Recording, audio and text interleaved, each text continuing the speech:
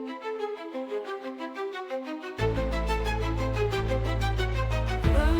to the Unloved Woman Podcast. Welcome to the Unloved Woman Podcast.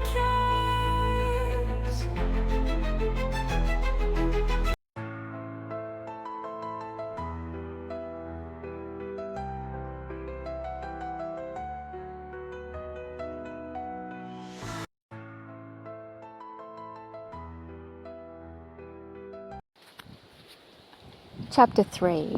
The Blossoms and the Lonely Crowning. When I was 6 years old, we moved to East Fremantle into a house that felt something like a dream. It was an old, beautiful home with high ceilings and walls that whispered of lives long lived before ours. And in the backyard stood the tallest almond tree I'd ever seen, and during spring it would burst into delicate flowers, blossoms, painting the air with their soft scent. The swing my father hung on its branches would sway gently in the breeze, and I'd spend hours there, feeling like I was floating in a world of my own.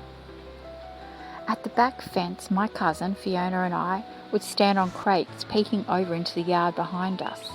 There was a group of boys that lived there, and they would tell us stories about their friends the stickmen.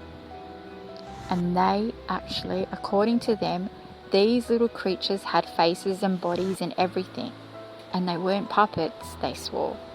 We did see them. These stickmen would come and talk to us. There was one called Jimmy that looked like the flute from HR Puffnstuff, but it was a stick. And we'd put our hands across and ask them, "Come on, you have to tell us, these must be puppets." But these stories, for these 6-year-old little girls, it felt like magic, as if the world was alive in ways only children could understand for a time. The loneliness that followed me like a shadow disappeared. I wanted to ask my mother about the stickmen, and asking her if they were puppets. "Can you tell me, Mum?" Hoping she might share some wonder with me, but she was always too busy, lost in never-ending chore of cleaning the house, and my words were swallowed by the vacuum of disinterest. That same year, I was chosen to be the Green Faction mascot at school, Richmond Primary School in East Fremantle. It was a big deal for a little girl. The older girls, the ones in grade 7, adored me. They would call me cute, adorable, walking me home every day as if I was some kind of prize. It felt like a brief glimpse of what it might be like to be truly loved, to be noticed in a way that wasn't dismissive.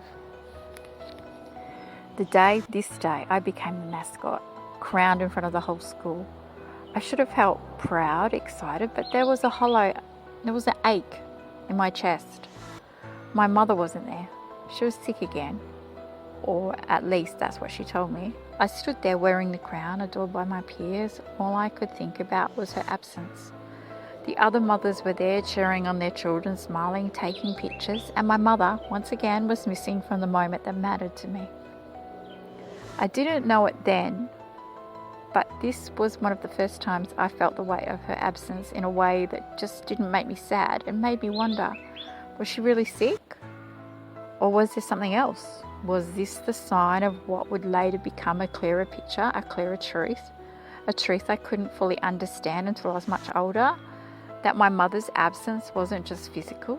There was something deeper, a coldness, a disinterest that felt like the pangs of jealousy. Though I couldn't or wouldn't have those words. Not until years later. That day, standing in front of the school wearing my little crown, I began to see my path.